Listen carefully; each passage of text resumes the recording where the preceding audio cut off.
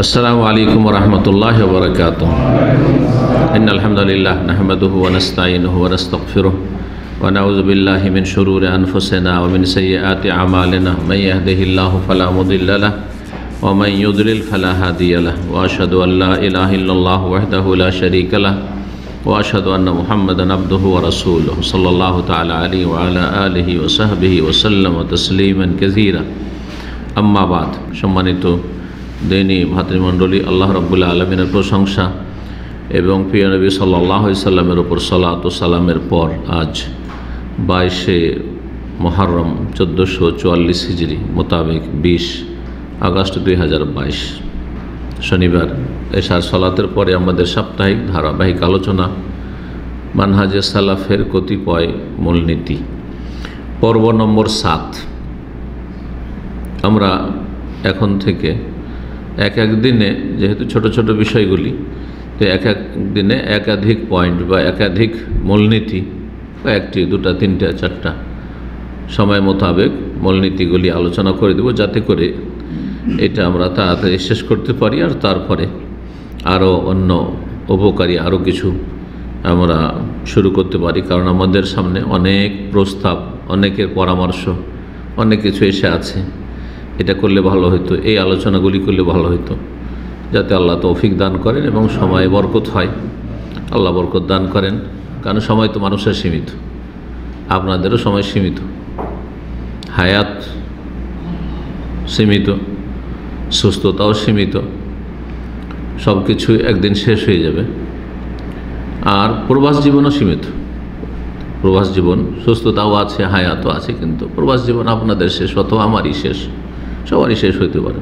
বিদেশ, আল্লাহ রাব্বুল আলামিন যেন তৌফিক দান করেন, আল্লাহ আমাদের সার্বিক জীবনে আল্লাহ বরকত দান করেন, এলমে আমলে দিন দুনিয়ায় আল্লাহ সব কিছুতে, ছেলে মেয়ে পরিবার পরিজন আপনাদের যারা কষ্ট করে আসছেন ডিউটি করে দিন শেখার জন্য, আল্লাহ তাদের বিশেষভাবে আল্লাহ যেন সব দিক থেকে বরকত দান করেন, সমস্ত অনিষ্ট বালা মুসিবত থেকে আল্লাহ হেফাজত করেন। পর্ব নম্বর 7 আর আমাদের মানহাজে সালাফের মূলনীতির ক্ষেত্রে 7 নম্বর পয়েন্ট, তা হচ্ছে প্রিয় নবী সাল্লাল্লাহু আলাইহি ওয়াসাল্লাম যা কিছু আমাদেরকে জানিয়েছেন, যা জানিয়েছেন সেটা কোরআনে কারীমের মাধ্যমে হোক, কোরআনে কারীমের কোনো আয়াতে আছে, অথবা নবী সাল্লাল্লাহু আলাইহি ওয়াসাল্লামের কোনো হাদিসে হোক, কথায় কাজের মাধ্যমে যা জানিয়েছেন শরীয়তের ক্ষেত্রে সব কিছুই বিশ্বাস করা, অতীতের ক্ষেত্রে হোক, বর্তমান ভবিষ্যতের ক্ষেত্রে হোক। অনেক অতীতের কিস্সা কাহিনী নবী সাল্লাল্লাহু আলাইহি ওয়াসাল্লাম শুনিয়েছেন বা কোরআন হাদিসে আছে, বিশ্বাস করতে হবে। এটা হচ্ছে সালাফদের নীতি। আপনার বিবেকে ধরে আর না ধরে, সাধারণ অথবা অসাধারণ, সাধারণ কাহিনী হইতে পারে, অসাধারণ হইতে পারে। যেমন অসাধারণ মুজিজা, অসাধারণ হচ্ছে কারামত, অসাধারণ অলৌকিক। ভবিষ্যৎবাণী, ভবিষ্যতের ক্ষেত্রে যা কিছু বলেছেন রাসূলুল্লাহ সাল্লাল্লাহু আলাইহি ওয়াসাল্লাম, কোরআন এবং হাদিসে যা আছে তা বিশ্বাস করা। ভবিষ্যৎ, কিয়ামতের ছোট লক্ষণ, মাঝারি লক্ষণ, বড় লক্ষণ, এছাড়াও ভবিষ্যৎ সম্পর্কে অনেক কিছুই। তারপরে শরীয়তের বিধিবিধানের ক্ষেত্রে আকীদার বিষয়ে যা বলেছেন বিশ্বাস করা, যা বলেছেন মানহাজে সালাফ বিশ্বাস করা। কোরআন এবং হাদিস প্রমাণ করে যে আল্লাহর হাত আছে, হাত আছে। ও আল্লাহর হাত কি করে হয়? হাত না, হাত না, হাত মানে কুদরত। এটা সালাফদের নীতিমালা নাই, যা এসেছে বিশ্বাস করা। চোখ এসেছে কোরআনে কারীমে, হ্যাঁ চোখ আছে, আল্লাহর চোখ আছে, আল্লাহর চোখের মতো। উদাহরণস্বরূপ এগুলো আকীদার বিষয়। তারপরে তাকদীর সম্পর্কে, ঈমানের, পরকালের যেসব স্তরগুলি রয়েছে, কবরের জীবন, কবরের সুখ, কবরের আযাব, শাস্তি ইত্যাদি। তারপরে হাসর নাসর ইত্যাদি যেসব রয়েছে, মানে মানুষের মরণের পরে, মরণের সময় যা কিছু হয়। ভালো মানুষের কাছে রহমতের ফেরেশতা আসে, কেমনভাবে আসে, কি করে তারা, আর খারাপের কাছে আযাবের শাস্তির ফেরেশতা আসে, আর কীভাবে তার ধমক দেয়, কীভাবে নিয়ে যায় ইত্যাদি। সবগুলি কিন্তু এগুলো গায়েব, এবং এগুলি সবগুলি সংবাদ জানার মাধ্যম হচ্ছেন রাসূলুল্লাহ সাল্লাল্লাহু আলাইহি ওয়াসাল্লাম আমাদের জন্য। জি, আল্লাহ সরাসরি জানাননি আমাদেরকে, আর আল্লাহর কোনো ফেরেশতা আমাদেরকে জানাননি। যে ফেরেশতা জানিয়ে থাকেন তো নবী সাল্লাল্লাহু আলাইহি ওয়াসাল্লামকে জানিয়েছেন, তার মাধ্যমে সাহাবারা জেনেছেন, যারা সালাফদের প্রথম সারির মানুষ, তারা সব কিছু বিশ্বাস করেছেন, স্বাভাবিক হোক অস্বাভাবিক বিশ্বাস করেছেন। এটা অস্বাভাবিক কথা, এটা কী করে হইতে পারে, না না এরকম কখনো চিন্তা করেননি। তাবেঈনগণ, সালাফ, তারা আমাদের আদর্শ। রাসূলুল্লাহ পরে সাহাবায়ে কেরামদের পরে রাদিয়াল্লাহু আনহু, তাবেঈন, তারাই হচ্ছেন সালাফ। তো সালাফদের একটি নীতিমালা হচ্ছে আল ঈমান বিকুল্লি মা আখবারা বিহি নবী সাল্লাল্লাহু আলাইহি ওয়াসাল্লাম। নবী সাল্লাল্লাহু আলাইহি ওয়াসাল্লাম যা কিছু খবর দিয়েছেন, জানিয়েছেন, যে দিকগুলি বললাম এছাড়াও বহু দিক, এক কথায় দিন দুনিয়া সম্পর্কে যা জানিয়েছেন সব কিছু বিশ্বাস করা, একটিও বাদ না, সব বিশ্বাস করা। আগে বিশ্বাস, জানার পরে বিশ্বাস করা। এর দলিল আবু হুরায়রা রাদিয়াল্লাহু তাআলা আনহু থেকে বর্ণিত একটি হাদিস। অনেক দলিল রয়েছে, কিন্তু এখানে একটি করে আমরা দলিল আলোচনা করছি। নবী সাল্লাল্লাহু আলাইহি সাল্লাম থেকে আবু হুরায়রা রাদিয়াল্লাহু তাআলা আনহু, প্রখ্যাত সাহাবী, বর্ণনা করছেন যে নবী সাল্লাল্লাহু আলাইহি ওয়াসাল্লাম বলেছেন, বাইনামা রাজুলুন রাকিবুন আলা বাকারা। কোনো এক সময়, তার মানে বিগত যুগে, নবী সাল্লাল্লাহু আলাইহি ওয়াসাল্লামের আগের আমলে কোনো এক সময় জনৈক ব্যক্তি একটি গরুর পিঠে চেপেছিল। যেমন উটের পিঠে চাপে, ঘোড়ার পিঠে চাপে, গাধা খচ্চরের পিঠে চাপে, ওই রকম গরুর পিঠে চেপেছে। মহিষের পিঠেও চাপা যায়, কিন্তু গরুর পিঠে তো সাধারণত চাপ। গরুকে আল্লাহ এই জন্য সৃষ্টি করেননি যে গরুকে বাহন বানাবেন আপনি আর গরুর পিঠে আপনি সওয়ার হবেন, তাই না? কিন্তু সেই লোকটি একটা বরং বাকারা, গাভী ছিল, গাই, একটি গাভীর ওপর চেপেছিল। হঠাৎ করে বাকশক্তি খুলে গেল ওই গাভীর। গাই গরুটি কথা বলতে লাগলো। কি বললো? ইলতাফাতাত ইলাইহি, যে চড়ে আছে ওর পিঠে তার দিকে ঘুরে কথা বলতে শুরু করেছে, তার দিকে তাকিয়ে কথা বলতে শুরু করেছে। কি বলছে? লাম উখলাক লিহাজা, আমাকে এই জন্য সৃষ্টি করা হয়নি যে তুমি আমাকে সওয়ারি বানাবে, বাহন বানাবে, আমার পিঠে চড়বে, এই জন্য আমাকে আল্লাহ সৃষ্টি করেননি। আল্লাহু আকবার। কে বয়ান করছেন? নবী সাল্লাল্লাহু আলাইহি সাল্লাম। যদি নবী সাল্লাল্লাহু আলাইহি সাল্লাম না বয়ান করতেন, আমি আপনি করতাম, তো যেসব কাহিনী কে জানে, মিথ্যা কথা, বানাওয়াট, তাই না? আর বলার অধিকার আছে বানাওয়াট, কারণ আমার কাছে ওহী আসছে, আমি কি করে বলবো? চোখে যদি দেখে থাকি আর বিশ্বস্ত ব্যক্তি, ইমানদার ব্যক্তি বলছি, আমি মিথ্যা বলি না, সেটা আলাদা কথা। কিন্তু কথা হচ্ছে যে যদি চোখে না দেখা এইরকম একটা ঘটনা, তা আপনি কি করে জানলেন? নবী সাল্লাল্লাহু আলাইহি ওয়াসাল্লাম কীভাবে জেনেছেন? ওহী মারফত জেনেছেন। কিন্তু আমি আপনি কীভাবে জানবো? বলছে স্বপ্ন যোগে জেনেছে। স্বপ্ন দলিল নয়, স্বপ্ন ইসলামের উৎস নয়। স্বপ্ন সত্য হয়, মিথ্যা হয়, আর তারপরে মানুষের কল্পনা ভিত্তিক হয়। তিন রকমের স্বপ্ন হয়। শয়তানের পক্ষ থেকে হয়, ফেরেশতার, আল্লাহর পক্ষ থেকে ফেরেশতার মাধ্যমে হয়, আবার কল্পনা জল্পনা হয়। দিনে যা কল্পনা জল্পনা করেছে তাই দেখছেন। লাম উখলাক লিহাজা, ওই গাভীটি বলছে আমি তো এই জন্য সৃষ্টি হইনি, আমাকে এই জন্য আল্লাহ সৃষ্টি করেননি। খোলেকতু লিল হারাসা, আমাকে সৃষ্টি করা হয়েছে চাষাবাদের জন্য। ঠিক আছে, আমরা তারা চাষাবাদ নিতে পারো, আমাকে ক্ষেত খামারে চাষাবাদের জন্য সৃষ্টি করা হয়েছে, মানে গরু গাভী যাই হোক না কেন।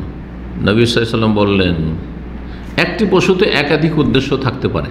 আবার এটা ভাববেন না যে তাহলে ওর চাইতে মুখ্য হচ্ছে গাভীতে কি দুধ পান করা, তারপরে গরু গাভীর গোস্ত খাওয়া, হ্যাঁ, ওর চামড়া থেকে উপকৃত হওয়া ইত্যাদি ইত্যাদি, তার গোবরকে সার বানানো, তো মেলা উপকারিতা আছে। তো একটি পশুতে বহুমুখী উপকারিতা থাকতে পারে, কিন্তু মুখ্য উপকারিতাটা কি এটা দেখার বিষয়।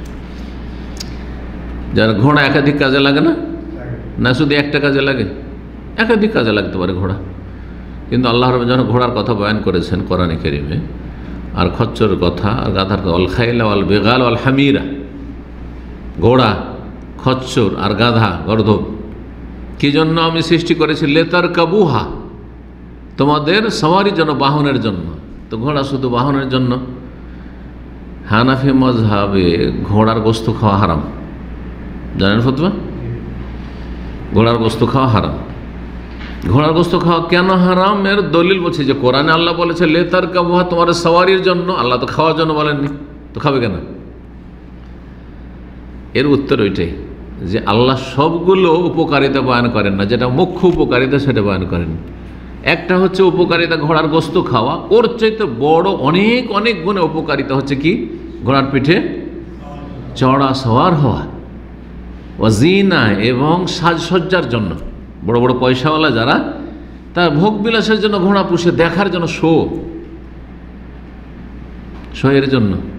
ধনীদের বাড়িতে যারা গিয়েছেন দেখেছেন ঘোড়া পুষা, হরিণ পুষা, এগুলো কি ভোগ বিলাসিতা?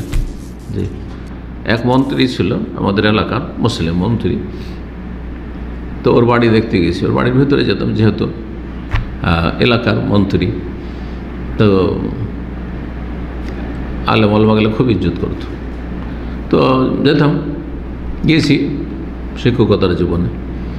দেখি ঘোড়া বাঁধা আছে, তার খুব দামি দামি ঘোড়া। কোথায় নিয়ে এসছেন? উজবেকিস্তান, আজারবাইজান, ঘোড়ার দেশ, যেসব দেশে সবচেয়ে বেশি ঘোড়া জন্মায়, সেসব দেশ থেকে ঘোড়া নিয়ে এসছে।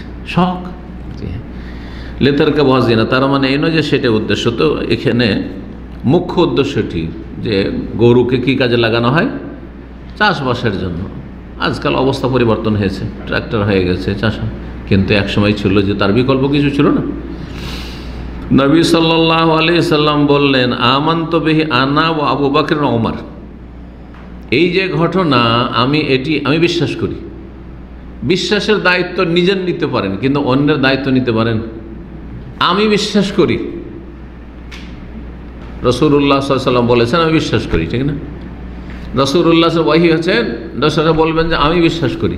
কিন্তু যদি আমি বলি যে আমার সেন্টারে যারা আসে তারাও সবাই বিশ্বাস করে, কথাটা বলা কি যুক্তিযুক্ত হবে? কিন্তু যদি ইয়াকিন থাকে কারো সম্পর্কে যে তিনি কোরআন এবং হাদিসে যা আছে বা ওহীতে বা রাসূলুল্লাহ যা বলবেন চোখ বন্ধ করে মানবে, তাহলে বলা যেতে পারে, ঠিক না? তো নবী কি বলছেন? আমি বিশ্বাস করলাম এই বিষয়টি। ও আবু বকরও বিশ্বাস করলেন, ও ওমরও বিশ্বাস করলেন। অথচ সেখানে আবু বকর ওমর ছিলেনই না। এমন নয় যে আবু বকর ওমর আছেন আর বলছেন আবু বকরও বিশ্বাস করে, ওমরও বিশ্বাস করে, আমি বিশ্বাস করি, নেই ওই মজলিসে। ওদের পক্ষে ওরা বাড়িতে আছে, না হয় কোথায় কি মাঠে ঘাটে কোথাও আছে। আমি বিশ্বাস করি, আবু বকরও বিশ্বাস করে, আর ওমরও বিশ্বাস করে। আল্লাহু আকবার। আর একটা ঘটনা বয়ান করছেন, ও আখাযা যায়বু শাতান, একদিন একটি নেকড়ে বাঘে একটা ছাগল বকরিকে ধরে নিয়েছে, খেয়ে নেবে, ধরে নিয়েছে। ফাতাবে আহার রায়ু, তখন রাখাল তার পিছনে ছুটেছে, রাখাল ছুটা দেখে নেকড়ে বাঘ কিন্তু খুব ভীতু, কিন্তু অত সাহসী না। যখন নেকড়ে বাঘ পালিয়ে গেল, রাখতে পারলো না, ধরে, কারণ পিছনে তাড়া করেছে রাখালে, তখন নেকড়ে বাঘের মুখ ফিটে গেছে, বাঘ শক্তি খুলে গেছে, কথা বলছে নেকড়ে বাঘে। আল্লাহু আকবার। মাল্লাহা ইয়াউমাস সাবক, যেই দিন হিংস্র পশুর দিন হবে, হিংস্র পশুর দিবসে কে তোমাদের এই বকরি ছাগলের সংরক্ষণ করবে? সেই দিন কোনো রাখাল থাকবে না, ছাগলের পাল আছে, রাখাল নেই, তখন আমরা খাবো, কে রক্ষা করবে সেদিন? ইয়াউমা লা রাইয়া লাহা গায়রি, যেদিন আমার ছাড়া, মানে আমাদের নেকড়ে বাঘ ছাড়া বকরি ছাগলের কোনো রক্ষণাবেক্ষণকারী, কোনো রাখাল থাকবে না, কোনো মানুষ থাকবে না। এই ঘটনা বয়ান করার পরে যে বাক শক্তি খুলে গেল কার? নেকড়ে বাঘের। এই কথা বলার পরে এটা অসাধারণ না, অস্বাভাবিক না? অস্বাভাবিক। এটা কি করে হইতে পারে যে নেকড়ে বাঘ কথা বলছে? এটা কি হইতে পারে যে গরু কথা বলছে? কালা রাসূল বলছেন আমানতু বিহি, এইটাও আমি বিশ্বাস করি। আনা আবু বকরও বিশ্বাস করেন, ওয়া উমর, আর আমার সাথী উমরও বিশ্বাস করেন। আল্লাহু আকবার। কাল আবু সালামা ইবনে আব্দুর রহমান বিন আউফ রাদিয়াল্লাহু তাআলা, প্রখ্যাত যে সাহাবী, তার ছেলে আবু সালামা বলছেন ওয়ামা হুমা ইয়াউমাইযিন ফিল কওম, যখন নবী সাল্লাল্লাহু আলাইহি ওয়াসাল্লাম এই দুটো বিষয় বললেন যে আমি বিশ্বাস করি, আবু বকর উমর তারাও বিশ্বাস করে, তখন আমাদের সামনে আবু বকর উমর উপস্থিত ছিলেন না, অনুপস্থিত, তাদের পক্ষ থেকে বলে দিলেন নবী সাল্লাল্লাহু আলাইহি ওয়াসাল্লাম। জি হ্যাঁ, এখান থেকে কি শিক্ষা পাওয়া গেল? যে সাহাবায়ে কেরামগণ হচ্ছেন সালাফ, আবু বকর উমর, আর তাদের নীতিমালা কি ছিল? যে নবী সাল্লাল্লাহু আলাইহি ওয়াসাল্লাম যা বলতেন তা বিশ্বাস করা। এটা তো যুক্তিতে ধরে না, এটা তো বিবেকে আসে না, এটা কেমনে হয়? না না না, অসম্ভব কথা। এটা যা কিছু বলেছেন রাসূলুল্লাহ সাল্লাল্লাহু আলাইহি ওয়াসাল্লাম, সেটা কোরআনের আয়াতে হোক অথবা রাসূলের হাদিসে হোক, তা তারা বিশ্বাস করতে হবে। বুখারী মুসলিমের হাদিস। জি, 8 নম্বর নীতিমালা সালাফে সালেহিনের, যে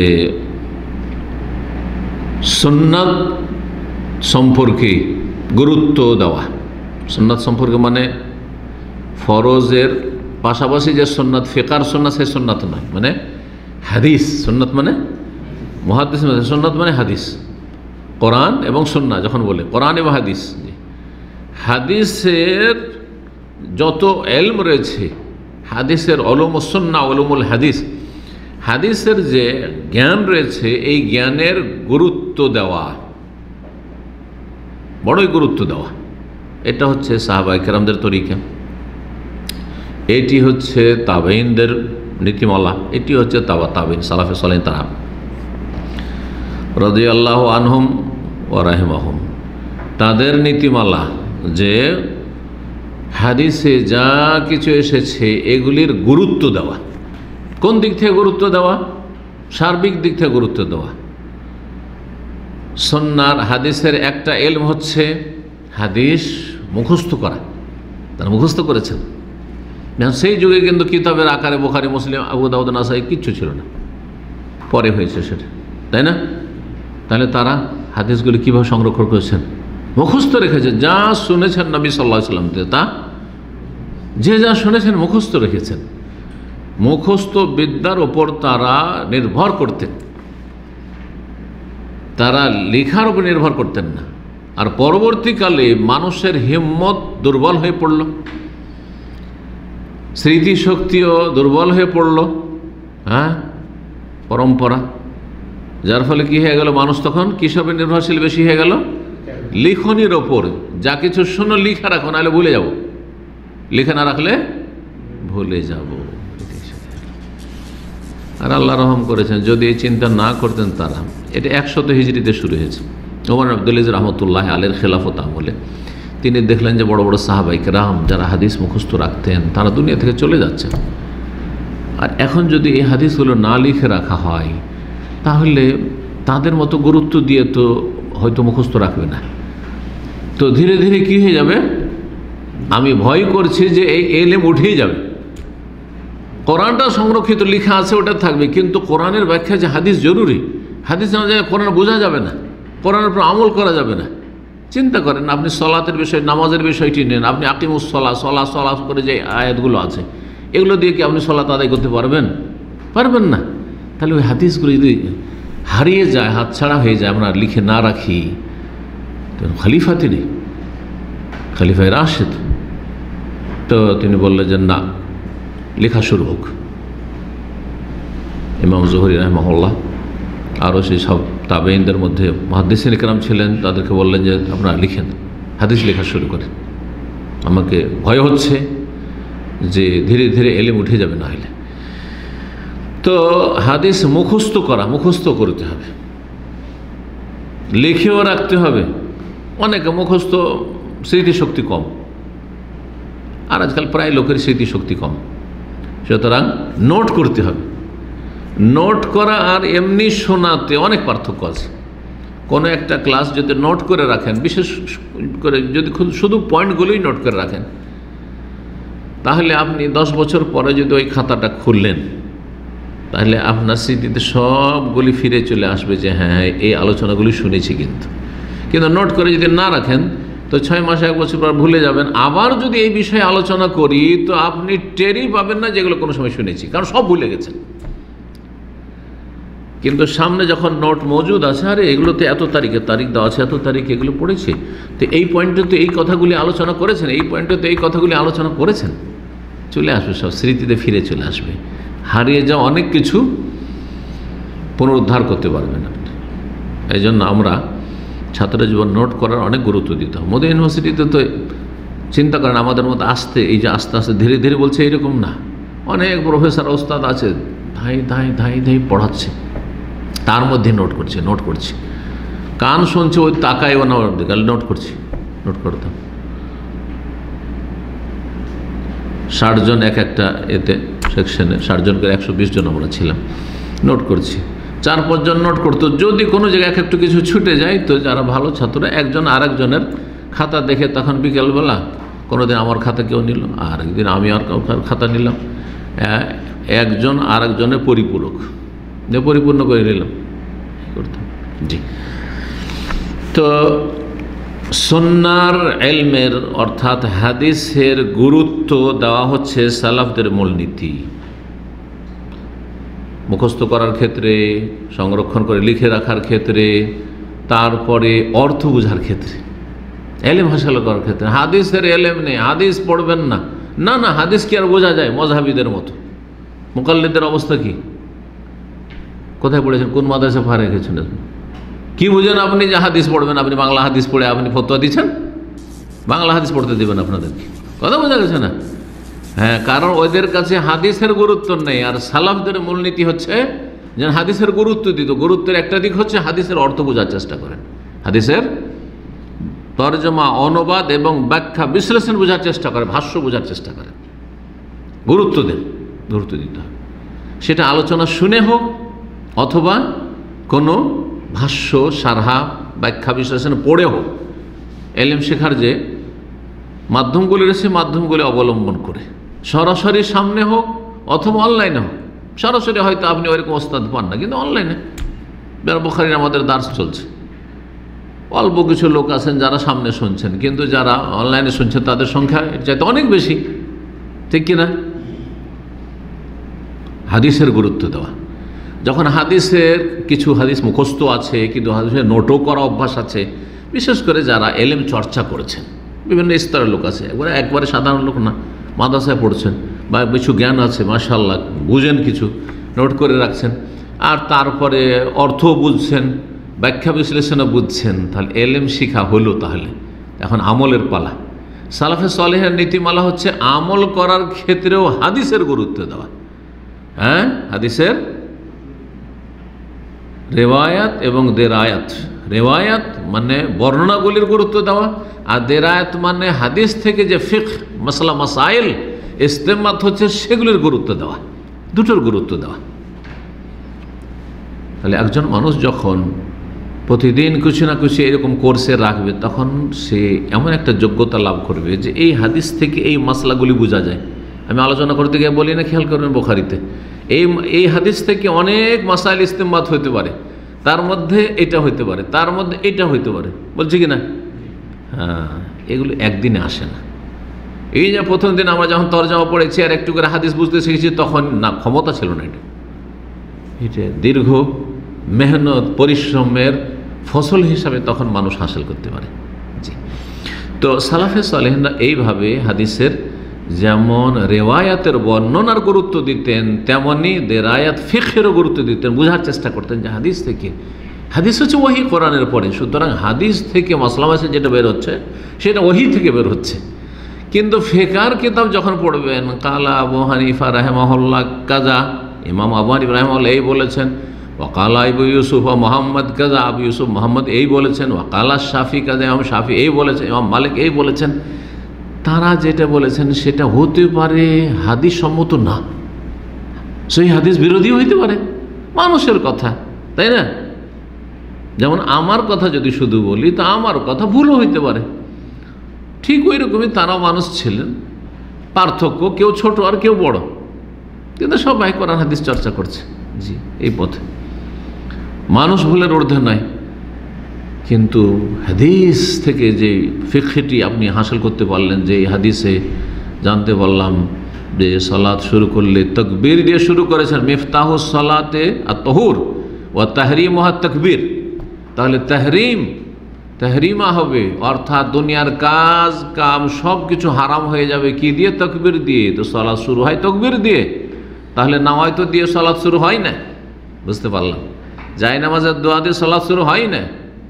ইখতিদায় তো বেহাজাল ইমাম পড়ে সালাত শুরু হয় না। আনা ইমামুল লিমান হাজার আমল হাজার, ইমাম বলছে বেদাত, এই দিয়ে সালাত শুরু হয় না। কারণ নবী সাল্লাল্লাহু আলাইহি ওয়াসাল্লামের হাদিসে কি আছে?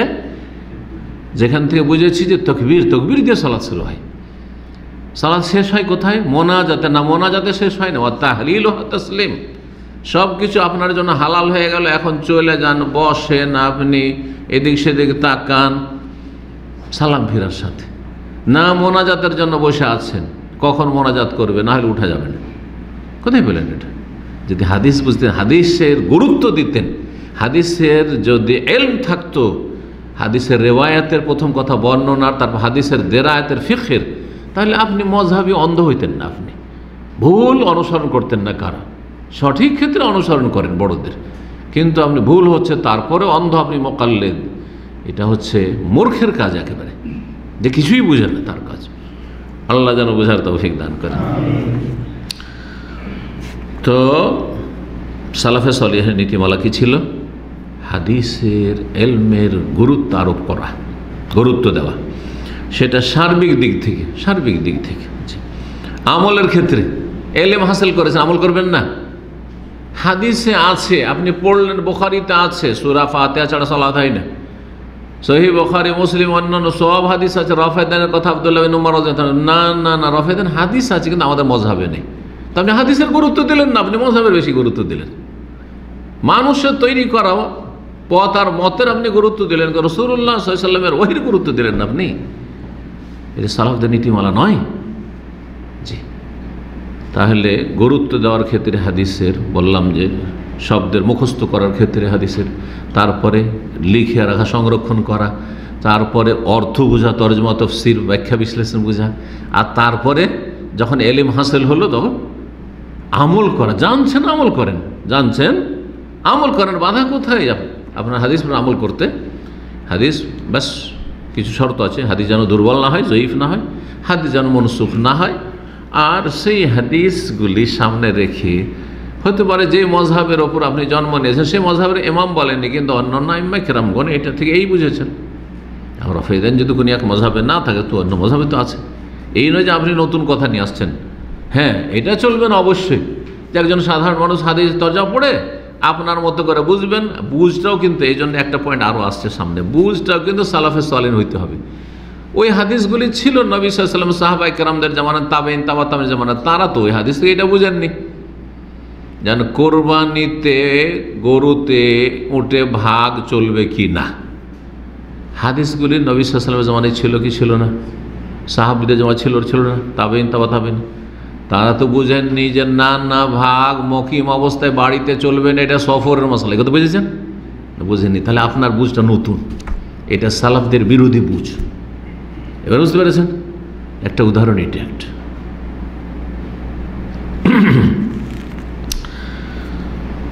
গুরুত্ব দিতে হবে হাদিসের, ইলমের ক্ষেত্রে, আমলের ক্ষেত্রে। সংক্ষেপে ইবনে মাসউদ রাদিয়াল্লাহু তাআলা আনহু থেকে বর্ণিত একটি হাদিস রয়েছে মর্মে, নবী সাল্লাল্লাহু আলাইহি ওয়াসাল্লাম বলেছেন, নাদ্দার আল্লাহ ইমরান, দোয়া দিয়েছেন নবী সাল্লাল্লাহু আলাইহি ওয়াসাল্লাম, যারা হাদিসকে গুরুত্ব দেয়, কোরআনের পরে হাদিসকে গুরুত্ব দেয়, তাদেরকে দোয়া দিয়েছেন। নাদ্দার আল্লাহ ইমরান, সেই মানুষের আল্লাহ মুখমণ্ডলকে উজ্জ্বল করেন, তরতাজা করেন, উজ্জ্বল যেন করে দুনিয়া আখিরাতে।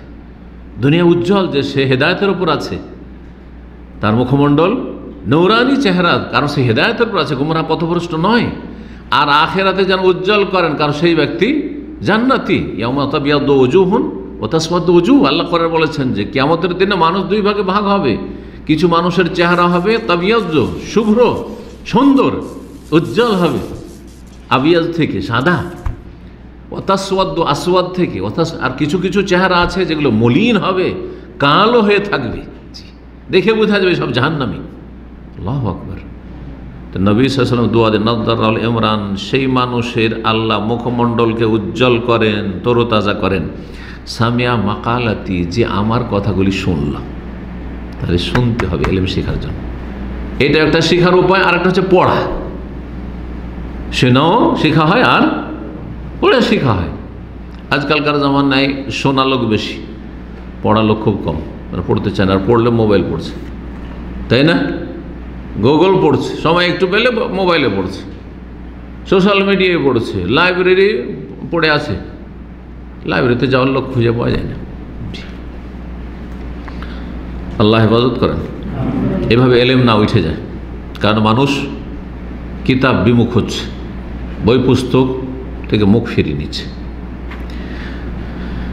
শোনার পরে আমার কথাগুলি শুনলো, হাদিস শুনলো, ফাওয়া আহার, সেগুলিকে মুখস্থ করলো। এই যে ওয়াহ, সংরক্ষণ করলো।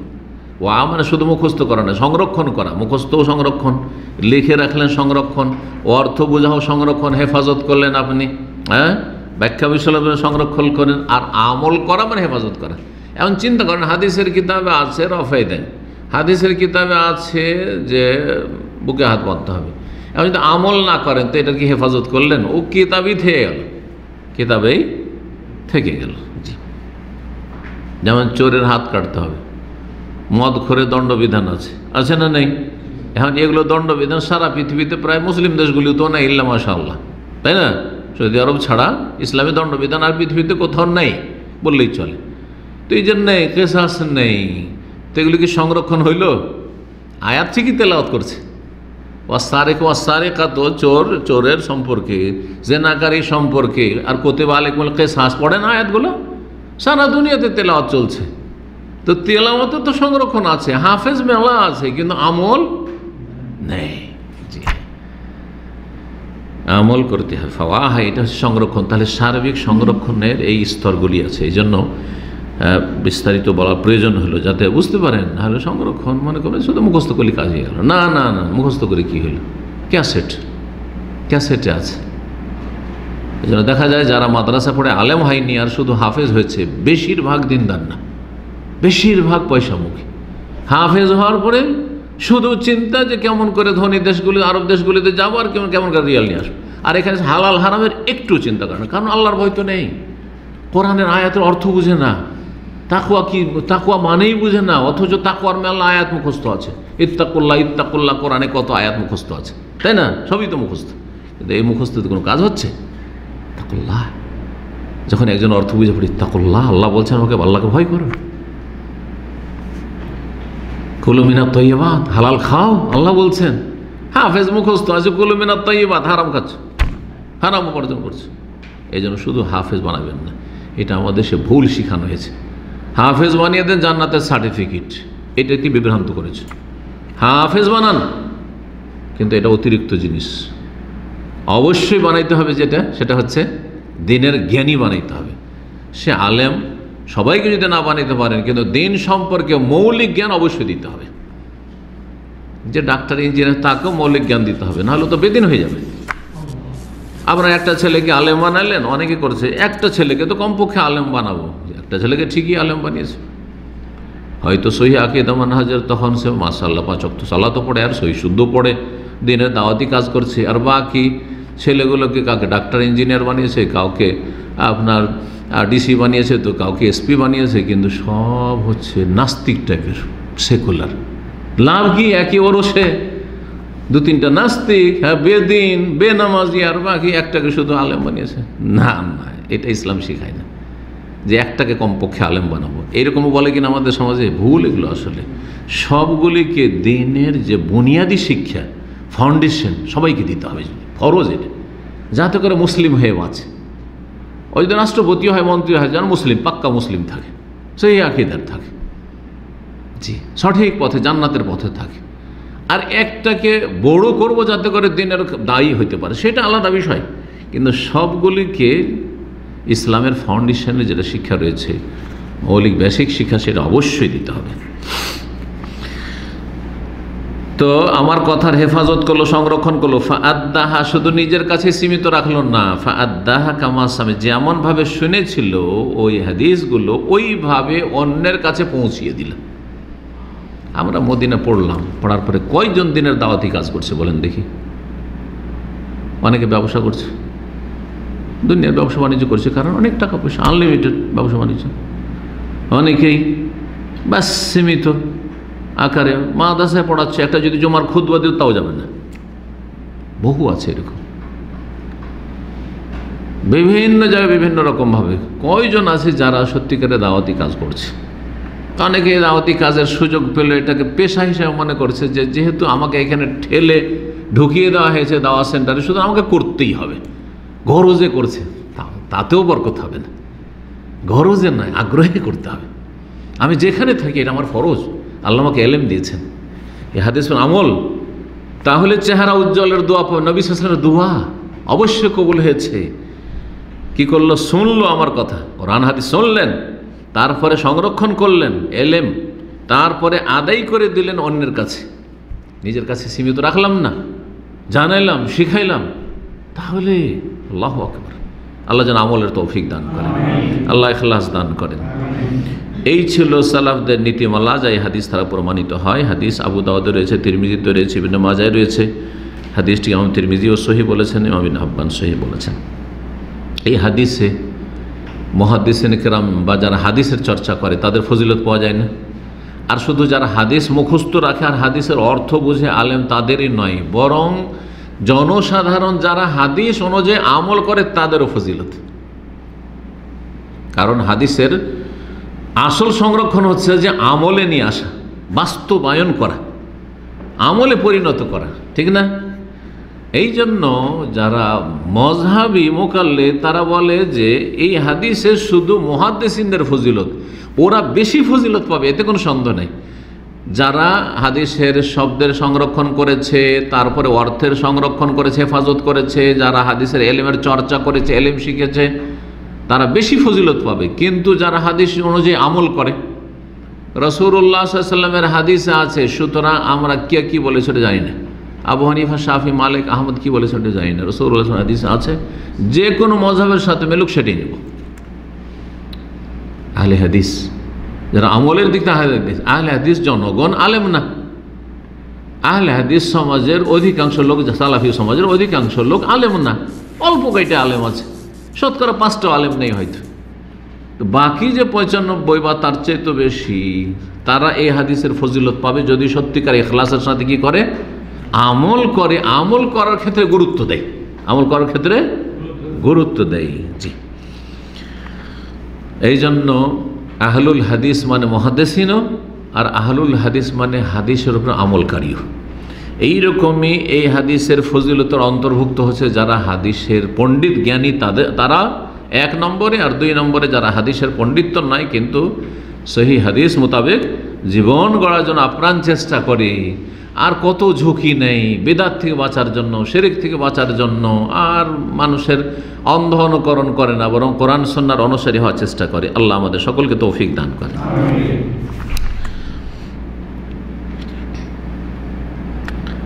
আর একটি ছোট্ট বিষয় বলে নিই, 9 নম্বর নীতিমালা, সেটা হচ্ছে একটু আগে ইঙ্গিত করলাম যে কোরআন এবং হাদিসের গুরুত্ব দেবেন। কোরআন তো আছে, কিন্তু হাদিসের গুরুত্বের পয়েন্টটি 8 নম্বরে বর্ণনা করলাম, তাই না? হাদিসের গুরুত্ব দেবেন আপনি, আর বিভিন্ন দিকগুলি বর্ণনা করলাম, কিন্তু হাদিস বুঝার ক্ষেত্রে আপন বুঝকে আপনি শরীয়ত মনে করবেন না। হ্যাঁ, স্বাধীন চিন্তা চেতনা নিয়ে হাদিস বুঝবো, এই মন মানসিকতা রাখলে গোমরা হয়ে যাবেন। কি করতে হবে? এইটি হচ্ছে 9 নম্বর সালাফদের নীতিমাল, আস-সাইরু আলা তারিকাতি সালাফি ফাহমিন নসুস। কোরআন এবং হাদিসে যে দলিল প্রমাণগুলি এসেছে, নসুস মানে দলিল প্রমাণগুলি এসেছে, সেগুলি বুঝার ক্ষেত্রে সালাফদের আদর্শ অনুসরণ করা। সহজ ভাষায় সালাফদের বুঝটাকে সামনে রেখে কোরআন হাদিস বুঝা, সালাফরা যেভাবে বুঝেছেন সেইভাবে বুঝা। একটা উদাহরণ দিই, কোরআনে কারিমে আল্লাহর জিকিরের কথা আছে না নেই? কত আয়াত আছে, অনেক আয়াত আছে। এবং জিকিরের ইবাদতটি এত গুরুত্বপূর্ণ ইবাদত, হ্যাঁ, ফরজ হোক আর নফল হোক, দুটো স্তর আছে জিকির, একটা হচ্ছে ফরজ আর একটা হচ্ছে নফল। নফল জিকির আজকার যেমন আমরা যখন তখন আস্তাগফিরুল্লাহ, লা হাওলা ওয়ালা কুওয়াতা ইল্লা বিল্লাহ, লা ইলাহা ইল্লাল্লাহ, আল্লাহু আকবার, সুবহানাল্লাহ, আলহামদুলিল্লাহ পড়ছি না, এগুলো নফল জিকির। এগুলো যদি কেউ নাও করে তো যে আযাব হবে তা না, কিন্তু ঈমান দুর্বল হবে। আর এগুলো যত বেশি করবে তত ঈমান কি হবে? মজবুত হবে। ফরজ জিকির হচ্ছে 5 ওয়াক্ত সালাত আদায় করার মাধ্যমে আল্লাহর জিকির। ওয়াকিমিস সালাত আলা জিকরি, আমার জিকিরের জন্য সালাত কায়েম কর। তো সালাতের শুরু থেকে শেষ পর্যন্ত যতগুলি বাচনিক ইবাদত বন্দেগী আছে সবগুলি জিকির। আল্লাহু আকবার জিকির, সামি আল্লাহু লিমান হামিদা জিকির, রব্বানা ওয়া লাকাল হামদু জিকির, সুবহানা রাব্বিয়াল আযীম জিকির, সুবহানা রাব্বিয়াল আলা জিকির, আত-তাহিয়াতু লিল্লাহি ওয়াস সালাওয়াতু ওয়াত-তাইয়্যিবা জিকির, আল্লাহুম্মা সাল্লি আলা মুহাম্মদ, আল্লাহর কাছে বলছেন যে সাল্লি আলা মুহাম্মদ, আল্লাহ বারিক আলা মুহাম্মদ, জিকির, আল্লাহকে স্মরণ করছেন। জিকির মানে কি? স্মরণ করা, আল্লাহকে স্মরণ করেছেন আপনি, সবই তো জিকির। আসসালামু আলাইকুম ওয়া রাহমাতুল্লাহ, আল্লাহর পক্ষ থেকে শান্তি এবং রহমত আর বরকত, তাই না? তো আল্লাহরই তো জিকির। তো সালাম ফিরাটাও আল্লাহর জিকির, সবই তো জিকির। কিন্তু এই জিকিরগুলো কি? ফরজ। ফরজ সালাতের জিকির হচ্ছে ফরজ। সুন্নাত সালাত যেহেতু সুন্নাত, সেই জন্য তখন সুন্নাত। কিন্তু সুন্নাত সালাত কবুল হওয়ার জন্য ওই জিকিরগুলি তখন ফরজ। কারণ আপনি যদি সুন্নাত সালাত আদায় করেন আর এইভাবে না আদায় করেন তাহলে তো আর সালাত হবে না। তো জিকিরের কথা কোরআনে কারিমে আছে। আর জিকিরের ইবাদত এত হালকা ইবাদত, জিকিরের ইবাদত করে মানুষের জবান ক্লান্ত হয় না। যে কোনো ইবাদত করেন ক্লান্ত হয়ে যাবেন আপনি। বেশি রোজা রাখেন, ক্লান্তি আসবে না? খিদা লাগবে, ক্লান্তি আসবে। সালাত আদায় করেন, লম্বা সালাত আদায় করে নামাজ পড়েন, ক্লান্ত হবেন না? ক্লান্ত হবেন। জি, পড়ে থাকেন তো দেখি আধা ঘন্টা শেষ দেয়, রুকুতে বেশি না 5 মিনিট থাকেন দেখি, সোজা হওয়া মুশকিল, মানে আর পিঠ সোজা হচ্ছে না, যদি এরকম হবে না, হবে না। কিন্তু সারাদিন জিকির আজকার করেন, জবান ক্লান্ত হচ্ছে? জিকির তো বাদ দেন, দুনিয়ার কথা আমরা সারাদিনে কত কথা বলছি, শুধু রেকর্ড অন করে রেখে দেন যে দেখি আজকে আমি ফজরে ঘুম থেকে উঠে আর সন্ধ্যায় একবার বিছানা যাওয়া পর্যন্ত কতটি কথা বললাম, রেকর্ড হতে থাকে। দেখেন যে কত কথা বলছি। শরীর, হাত পা, মানসিক অবস্থা, শারীরিক অবস্থা সব কিছু ক্লান্ত। হ্যাঁ, চেয়ারে বসে থেকে পিঠে ব্যথা হয়ে গেছে, কিন্তু জবান একটু ক্লান্ত হয়নি। অনেক সময় বলি যে আর কথা বলতে ভালো লাগে না, অনেক কথা বলেছি, লম্বা বক্তব্য করার পরে আমিও নিজে ফিল করি আর কথা বলতে ভালো লাগে না, যথেষ্ট কথা বলেছি, কিন্তু জবান ক্লান্ত হয়নি। ওটা আমার মানসিক অবস্থা ক্লান্তি এসছে। হ্যাঁ, আমার মন চায় না কথা বলতে, কিন্তু জবান কিন্তু একটু ক্লান্ত হয়নি। ই আল্লাহর কত বড় নিয়ামতি জিহ্বা, বাকশক্তি, চিন্তা করেন আপনি। তো জিকির আজকার কথা বলছিলাম, কথা বেড়ে গেল, যদিও জিকিরের গুরুত্ব খুব বেশি সেজন্য বলছে। আর আজকাল মানুষ জিকির করেন না, হয় বেদাতিরা বেদাতি জিকির করছে, না আর সুন্নতি ভাইরা করেই না। রোগ এখানেও ওইখানেও, দুটোই রোগ। কিন্তু বেদাত করা বড় রোগ, আর জিকির থেকে গাফেল হওয়াটা হচ্ছে গাফিলতি, উদাসীনতা। জি, জিকির আজকার হাদিস আছে না নেই? হ্যাঁ, নবী সাল্লাল্লাহু আমল করেছেন না করেননি? সবচেয়ে বেশি করেছেন, তাই না? ওই আয়াত হাদিসের ওপর সাহাবীরা, তারপরে সবচেয়ে বেশি আমল করেছেন তাহলে জিকিরের আয়াত হাদিসের ওপর। তাবেঈনরা তারপরে সবচেয়ে বেশি আমল করেছেন, ঠিক না? তাবেঈনরা। তো এখন কেউ যদি জিকিরের আয়াত হাদিস বুঝতে গিয়ে বলে যে আল্লাহর নামের জিকির করব, শুধু আল্লাহু আল্লাহু আল্লাহু আল্লাহু, অথবা ইল্লাল্লাহ ইল্লাল্লাহ, কারণ আল্লাহ জিকির করতে বলেছে, তাহলে আপনাকে প্রমাণ পেশ করতে হবে না যে আপনার মতো করে কি বুঝেছেন জিকিরের আয়াত হাদিসগুলো সাহাবীরা? কোনো তাবেঈন বুঝেছেন? কোনো তাবেঈন বুঝেছেন যে ইল্লাল্লাহ ইল্লাল্লাহ জিকির? কেউ একজন করেছেন? কোনো একজন সাহাবী ইল্লাল্লাহ আল্লাহর জিকির করেছেন, হু হু জিকির করেছেন, 6 লতিফার জিকির করেছেন, ফাঁস আনফাসের জিকির করেছেন? আছে কোথাও? কোনো একজন?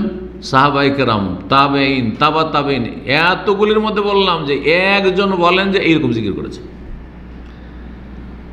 তাহলে জিকিরের হাদিস থেকে বা আয়াত থেকে যে ইল্লাল্লাহর জিকির বুঝে না, আল্লাহর জিকির বুঝে না, আর হু হু, শুধু হু হু, হুয়া হুয়া, তিনি হু হু করলেন, আপনি কোথা থেকে বুঝলেন এগুলো? আপনি এগুলি আপনার বুঝ, শয়তান আপনাকে ওহী করেছে, শয়তান বিভ্রান্ত করে জাহান্নামের পথে নিয়ে গেছে, ধর্মের নামে জাহান্নামের পথে নিয়ে গেছে। সালাফদের বুঝ এটা ছিল না যে জিকির মানে অসম্পূর্ণ জিকির, জিকির মানে সম্পূর্ণ বাক্যের জিকির হবে, হয় লা ইলাহা ইল্লাল্লাহ, না হয় আল্লাহু আকবার, আল্লাহু মুবতাদা আকবার খবর, না হয় সুবহানাল্লাহ, না হয় আলহামদুলিল্লাহ, লা হাওলা ওয়ালা কুওয়াতা ইল্লা বিল্লাহ। হ্যাঁ, সালাফদের তরিকা এটা ছিল না। জি, তো ওই কথা বলছেন যে কোরআন এবং হাদিসের দলিল বুঝার ক্ষেত্রে সালাফদের আদর্শের কি হইতে হবে? অনুসারী হইতে হবে।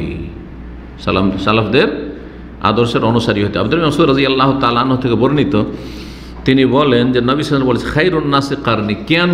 সাহাবা একরাম প্রথম যুগ, দ্বিতীয় যুগ হচ্ছে তাবেইন, তৃতীয় যুগ হচ্ছে তাবা তাবেইন। এই তিনটে যুগে লোকদেরকে ইসলাম বোঝার ক্ষেত্রে আদর্শ হিসাবে গ্রহণ করতে হবে। এই তিনটি যুগ থেকে স্বাধীন হয়ে ইসলাম বুঝলেই বিভ্রান্ত হবে। যতগুলি বিভ্রান্তি হয়েছে, যতগুলো দল গোমরা হয়েছে, সবগুলি কিন্তু স্বাধীনভাবে ইসলাম বুঝতে গিয়ে। জঙ্গিরা কি কোরআন আয়াত পেশ করে না? হ্যাঁ, হাদিস পেশ করে না? পেশ করে, কিন্তু সাহাবা কেন বুঝে না। দেওবন্দি, বেরলবি যতগুলি আছে তবলিগি, এরা কি পেশ করে না? আয়াত পেশ করে। হ্যাঁ, মুসা আলাইহিস সালাম যে গেছিলেন তাওরাত নিতে, ওই 40 দিনের জন্য 30, তারপরে 40 করা হলো, আয়াত পেশ করে চিল্লা লাগানোর ক্ষেত্রে। কিন্তু এই মুসা আলাইহিস সালামের এই 40 দিনের তাওরাত নিতে যাওয়া থেকে কি সাহাবায়ে কেরাম, তাবেইন, তাবা তাবেইন চিল্লা বুঝেছিলেন? কথা বলছেন? বুঝছেন না? কোরআনে পরামর্শের কথা আছে, শুরা আমরহুম শুরা বাইন ওয়া শাওরিহুম ফিল আমরি। জামাত ইসলামী ইখওয়ানিরা বুঝেছে এখান থেকে গণতন্ত্র, ডেমোক্রেসি। এটা সাহাবীরা বুঝেছেন, তাবেইন, তাবা তাবেইন বুঝেছেন। আর কার কাছে পরামর্শ নেই? যার তার কাছে পরামর্শ নেই, রাস্তা দিয়ে হাঁটছে আর যাকে তাকে জিজ্ঞাসা করেন যে ভাই, এখন আমি মনে করছি যে সৌদি আরব ছেড়ে মনে করছি একটা ভালো চান্স পেয়েছি কাতার যাবো, যাকে তাকে জিজ্ঞেস করবেন না যোগ্য ব্যক্তিকে জিজ্ঞেস করবেন? যোগ্য ব্যক্তি। পরামর্শ কার কাছে নেই? যোগ্যদের কাছে নেই। আর গণতন্ত্র যোগ্য অযোগ্য। হ্যাঁ, আল্লাহর ওলি, শয়তানের ওলি। হ্যাঁ, শয়তানও যদি মানুষের রূপ ধরে ভোটার লিস্টে নাম লিখিয়ে দিতে পারে, ইবলিস শয়তান। হ্যাঁ, আর পারবে না কেন? পারে। তাহলে সেও ভোট দেওয়ার অধিকার আল্লাহর ওলি সমানই রাখে। এটা কি মশওয়ারা হইল? ইবলিস শয়তানের কাছে মশওয়ারা নেবেন নাকি? চিন্তা করেন আপনি, মুসলিম কাফের সমান। তাহলে এই যে ব্যাখ্যাগুলো জামাত ইসলামী, যে আপনি জিহাদ করেছেন, কিসের জিহাদ? বলছে আজকাল হচ্ছে গণতন্ত্রের জিহাদ। আপনি যে একটা ভোট দিলেন, এইটাই আপনার জিহাদ হয়ে গেল, জিহাদের আয়াত আমল হয়ে গেল। কিভাবে গোমরাহি ছড়াচ্ছে, কিভাবে জাতিকে পথভ্রষ্ট করেছে এরা, বুঝতে পেরেছেন? সালাফ সালেহীন আদর্শ থেকে কোন দিকে এরা গোমরাহি চলে গেছে। এই উদাহরণগুলো না দিলে বুঝবেন না বাস্তবে যে এই নীতিমালাগুলি আমাদের জানার কত গুরুত্ব রয়েছে। তো বলছেন সবচাইতে উৎকৃষ্ট, খায়রুন নাস, সবচাইতে উৎকৃষ্ট মানুষ, ভালো মানুষ হচ্ছে কারণী আমার যুগের মানুষ, মানে সাহাবায়ে কেরাম। নবী সাল্লাল্লাহু যুগ কারা পেয়েছেন? সাহাবায়ে কেরাম নবী সাল্লাল্লাহু দেখেছেন, সাক্ষাৎ করে। সুম্মাল্লাযীনা, তারপরে ওই সব লোকেরা যারা তাদের পরে, মানে তাদেরকে পেয়েছেন। কারা তারা? যারা সাহাবায়ে কেরামদের কোনো একজন বা একাধিক সাহাবায়ে কেরামের সাথে মোলাকাত করেছেন। তাবেইন বহু বচন। সুম্মাল্লাযীনা, তারপরে ওরা যারা তারপরে এসেছে, অর্থাৎ তাবা তাবেইন, যারা কোনো একজন বা একাধিক তাবেইর সাথে মোলাকাত করেছেন। বুঝতে পারলেন না? একজন বা একাধিক তাবেইর সাথে সাক্ষাৎ করেছেন। এরা যেহেতু ওহির যুগের কাছাকাছি, সাহাবায়ে কেরামদের ফজিলত তো সরাসরি কোরআনে কারিমে রয়েছে। তারপরে তাবেইনদের ফজিলত, কারণ সাহাবায়ে কেরামদের কাছ থেকে তারা শিক্ষা পেয়েছেন। ওহির যুগটা একেবারে কাছে ছিল, নবী সাল্লাল্লাহু যুগটা, ওহি নাযিলের যুগটা কাছে ছিল। সুতরাং ইসলামের অপব্যাখ্যা ওই যুগে এত বেশি হয়নি যত পরবর্তীকালে হইল ভুল ব্যাখ্যা, আর গুমরাহি যত ছড়াইল। যদি একটু একটু করে শুরু হয়ে গেছিলো, খারেজি, শিয়া, এইসব গুমরাহ ফিরকাগুলো ধীরে ধীরে বের হইতে শুরু হয়েছিল, কিন্তু এত ফাটল ছিল না, আর এত বিভ্রান্তি ছিল না, আর এত ইসলামের কোরআন হাদিসের অপব্যাখ্যা ছিল না ওই যুগগুলিতে। সেই জন্য এই তিনটি যুগ হচ্ছে আদর্শ যুগ। তারা যেভাবে ইসলামকে, কোরআন এবং হাদিসকে, সুন্নাহকে বুঝেছে, ওইভাবে আমাদেরকে বুঝতে হবে। আল্লাহ যেন তৌফিক দান করেন। মুত্তাফাক বুখারী মুসলিমের হাদিস, এই হাদিসটি, এতে সালাফে সালেহিনের ফজিলত পাওয়া যায়, সাহাবায়ে কেরাম, তাবেইন, তাবা তাবেইনের। এতে আমাদেরকে উৎসাহিত করা হয়েছে যে তাদের আদর্শকে আঁকড়ে ধরো, কারণ তারা সবচেয়ে উৎকৃষ্ট ভালো, তখন তাদের অনুসরণ করো রাসূলুল্লাহ সাল্লাল্লাহু আলাইহি ওয়াসাল্লামের পরে। এবং তারা হচ্ছে এই তিন যুগের মানুষ, সাহাবায়ে কেরাম, তাবেইন, তাবা তাবেইন। এটাই হচ্ছে ঠিক। কারণ কেউ কেউ বলেছে যে দুটো যুগ, একটা নবী সাল্লাল্লাহু আলাইহি ওয়াসাল্লামের যুগ ধরে নিয়েছে, একটা সাহাবী, একটা তাবেই, তাবা তাবেইনদেরকে বের করে দিয়েছে অনেকে, এই ব্যাখ্যাও করেছে। কিন্তু না, ওটার চাইতে শক্তিশালী মত হচ্ছে যে নবী সাল্লাল্লাহু আলাইহি ওয়াসাল্লামের সাথে যারা সাক্ষাৎ করেছে সাহাবায়ে কেরাম, এটা একটা যুগ, স্বর্ণযুগ। তারপরে যারা সাহাবীদের সাথে মোলাকাত করেছেন তাদের যুগ, তাবেইনদের, তারপরে তাবা তাবেইন। এই তিনটি যুগ হচ্ছে সবচাইতে উৎকৃষ্ট যুগ। তারপরে বড় ফিতনার যুগ আর বড় গুমরাহের যুগ ধীরে ধীরে। আর এই 1400 বছর পরে তো গুমরাহির শেষই নেই। আল্লাহ হেফাজত করুন এবং এই গুমরাহির মধ্যে আল্লাহ রাব্বুল আমাদেরকে যেন সঠিক পথে কায়েম রাখেন। আল্লাহ রাব্বুল আলামিন আমাদের ওপর রহম করেন এবং জান্নাতের পথে আল্লাহ অবিচল থাকার তৌফিক দান করেন। আমাদেরকে জান্নাতুল ফিরদৌস নসিব করেন। আমাদের পরিবার পরিজনকে কিয়ামত পর্যন্ত আল্লাহ হেদায়েতের ওপর রাখেন। আল্লাহ রাব্বুল আলামিন গুমরাহি থেকে আল্লাহ বাঁচিয়ে রাখেন। ওয়া সাল্লাল্লাহু ওয়া সাল্লাম আলা নবিয়িনা মুহাম্মদ ওয়া আলা আলিহি ওয়া সাহবিহি আজমাইন।